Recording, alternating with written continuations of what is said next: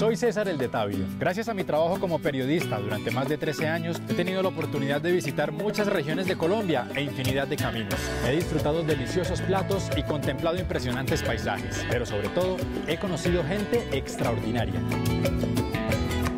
Hoy quiero invitarlos a conocer a estos grandiosos seres humanos para que a través de sus historias de vida entendamos por qué ustedes y yo también somos región.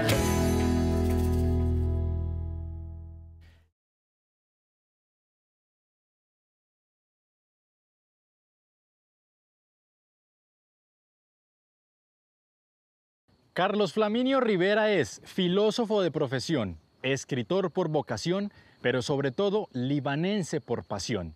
Y es por eso que su historia es tan importante de contar como el lugar en el que dice que felizmente nació.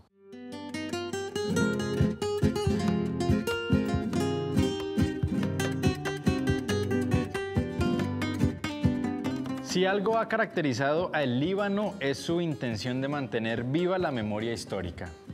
Así inicia este libro, o se le da apertura al álbum de hechicería que escribió usted, Carlos Flaminio. Gracias por recibirme. ¿En qué vendría siendo esto? ¿Su segundo hogar, su primer hogar, su gran sueño? ¿Cómo llamamos esta Casa de la Cultura?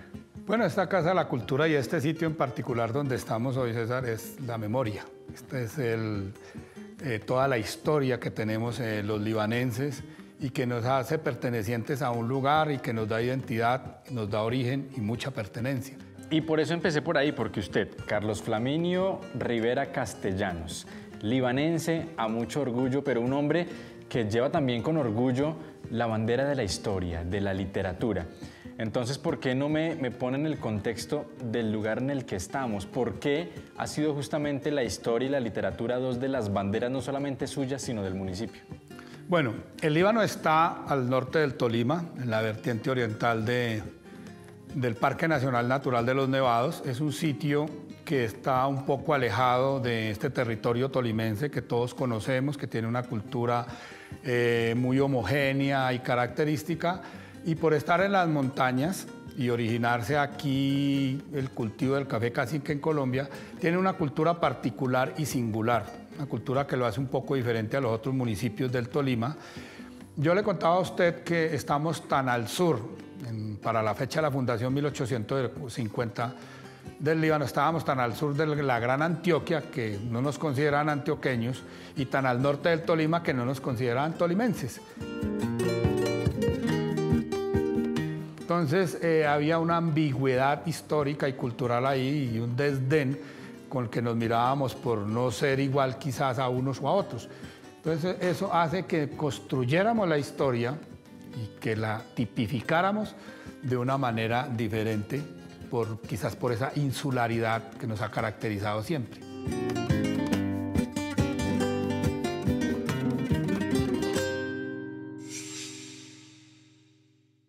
Si de algo nos podemos sentir orgullosos es de nuestros deportistas, la mayor parte de ellos salido de lo más profundo de nuestra región, pero con suficientes méritos para trascender las fronteras y pasar de convertirse en los deportistas más destacados del pueblo a ser, ¿por qué no?, la felicidad de todo un país. Pues el atletismo para mí significa amor y disciplina. Cuando hacen esos eventos y lo sacan a uno y lo presentan, entonces eso es la alegría que uno siente cuando la gente lo aplaude a uno. Soy Dani Adrián Marlon Muñoz, tengo 22 años. Soy Luis Alberto Giraldo, deportista aquí del departamento de Caquetá, paralímpico. Inicié el deporte a los 7 años aproximadamente, jugando fútbol.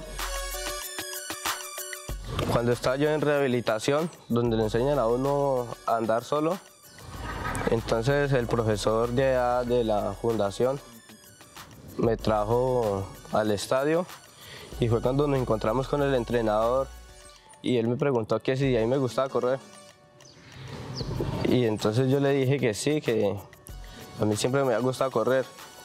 Y nos pusimos de acuerdo para venir a entrenar un día lunes. Y ese día entrenamos, hicimos la preparatoria y ahí me quedé. Terminé mis estudios en el 2011, inicié la universidad. Hice el primer, segundo semestre en el 2012. En el 2013 inicié el atletismo como de planta de la universidad, en el equipo de planta. Empezamos a ir a participar en los zonales universitarios y de ahí inicié año a año yendo a los zonales hasta el 2016. Ya que se me acaba el ciclo de la universidad prácticamente, sí, ya inicié a estudiar en el SENA, también complementando mis estudios universitarios. Ahí también se me dio la oportunidad de participar en atletismo, representando al SENA. El año pasado fuimos al regional del SENA, que fue en la ciudad de Mocoa. Ahí quedé campeón. De ahí se me presentó la oportunidad de empezar a trabajar con Lucho, ¿sí? El entrenador me dio la invitación de que si podía ser el guía de él, que tenían unos torneos. Teníamos muy poco tiempo para prepararnos. De ahí, gracias a Dios, pues nos acoplamos muy bien. El trabajo mutuo fue excelente, ¿sí? Fue un acoplamiento sensacional, ¿sí? Y de ahí pues fuimos mejorando. Nos fuimos para la ciudad de Bogotá a participar en el Supérate Intercolegiados, en la final. De allí conseguimos un segundo lugar en 1500 y en 200 metros. En la categoría de Lucho, que es T11, que son los totalmente sin visión, que no tienen nada de visión.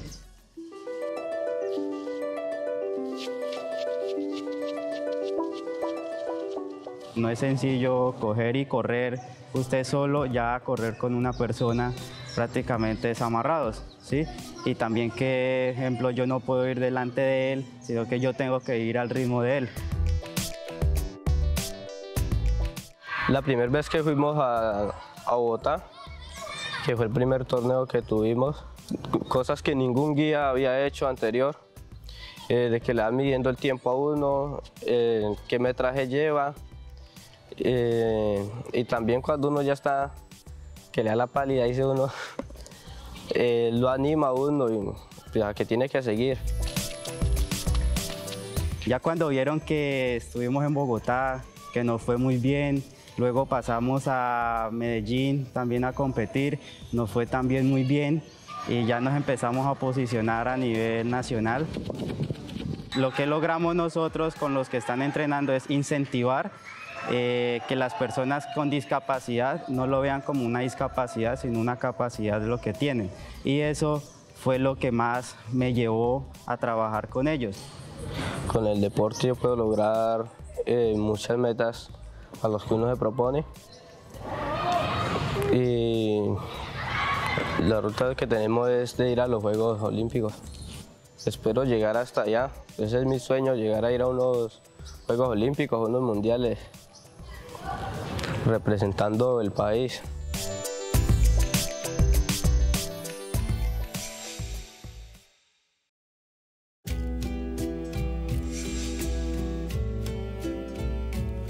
Pero ahora usted, Carlos Flaminio, ¿cuándo empieza entonces a meterse en este mundo?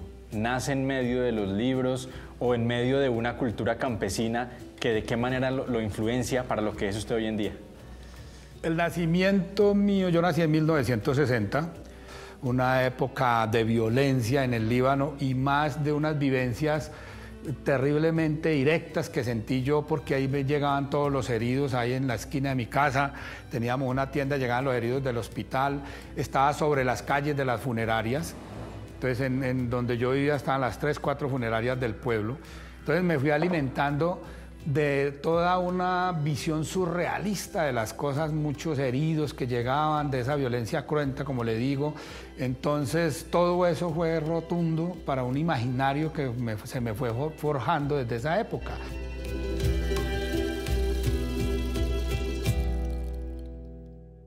Yo salí del Isidro Parra, aquí en el Líbano, a los 17 años y estaba estudiando filosofía en la Nacional y Derecho en la Libre, cuando tuve una enfermedad neurológica parecida al Guillain-Barré, un poco más fuerte y quedé completamente inválido.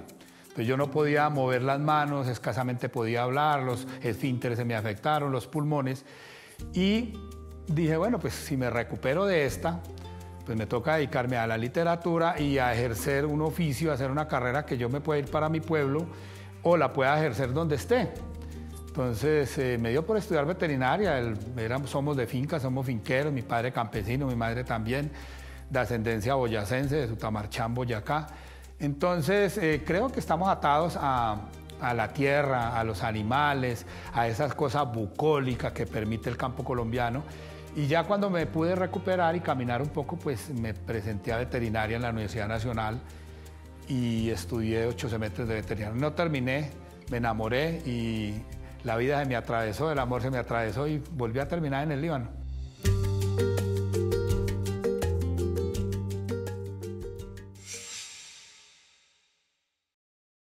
Combinar una actividad cultural o ancestral con una actividad comercial hace que los artesanos sean dignos de admirar. Darle forma e incluso vida al más sencillo de los elementos convierte en grandes artistas a quienes le han entregado su vida al trabajo manual.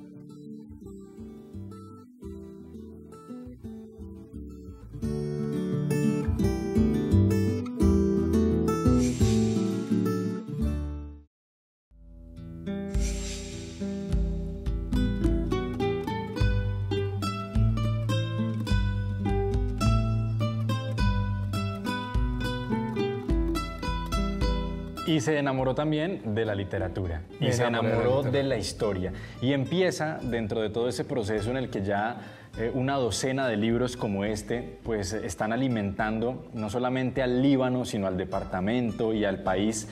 Y empieza al mismo tiempo todo ese proceso que nos tiene aquí, la reconstrucción de la memoria. ¿Por qué? ¿De dónde salió ese bichito de empezar a profundizar en esa historia casi que desconocida de ese lugar en el que usted nació? Cuando comencé a escribir mis primeros cuentos, los publicó la editorial Panamericana y la editorial Magisterio en Bogotá, comencé y la gente comenzó quizás a tocarme en el sentido, bueno, y lo del Líbano y la historia del Líbano.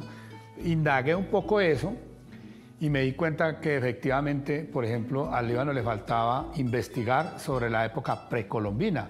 Cuando yo comienzo a leer y a descubrir los cronistas, a los informes de Indias, todo eso, encuentro que hay datos sobre el Líbano desconocidos. Me veo en la necesidad de comenzar a no construir ni a reconstruir, sino a rescatar esa historia que le hacía falta a nuestra región y en particular al municipio del Líbano.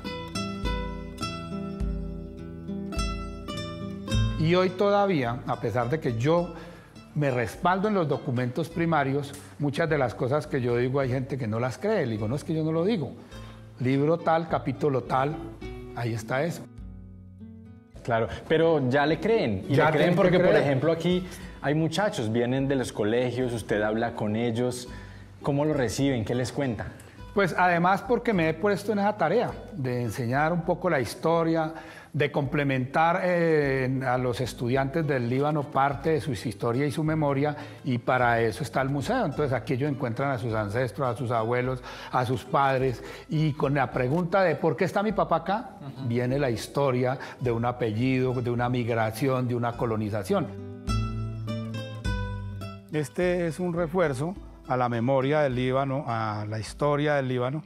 Ese museo está para que ustedes vengan cuantas veces quieran, abierto a toda hora, e identifiquen sus ancestros y pregunten qué hay allí, cuál es el objeto, cuál es la historia de ese objeto, por qué está ahí, por qué es protagonista en un recinto como el que tiene la Casa de la Cultura del Museo de la Identidad Libanense.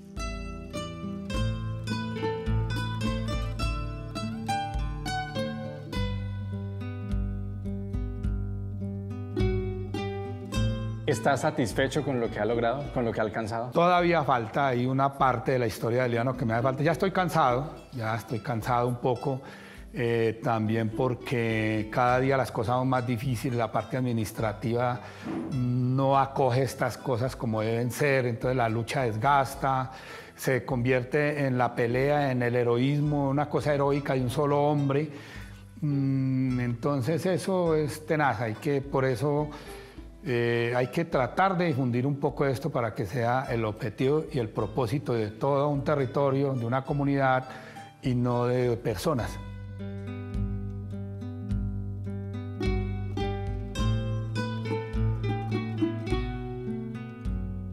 Pues bien lo dijimos desde que nos saludamos, y es que podríamos quedarnos aquí sentados por horas y quizás días conversando con usted. Pero es una buena forma de empezar a entender a una persona tan importante para el lugar en un lugar tan importante para nuestra historia. Así que, Carlos Flaminio, gracias por recibirme aquí en lo que yo insisto debería ser como su casa. Muchas gracias. Bueno, gracias a ustedes por venir aquí al Museo de la Identidad Libanense, a la Casa de la Cultura Luis Flores, un personaje muy importante, ya hablaremos de él, que se escribió el Atlas Etnográfico y Lingüístico de Colombia, una obra monumental que no se ha hecho en ninguna otra parte de América Latina. Y entonces, pues bienvenidos. Espero que, como todos los que han venido al Líbano, tengan una estadía placentera y grata.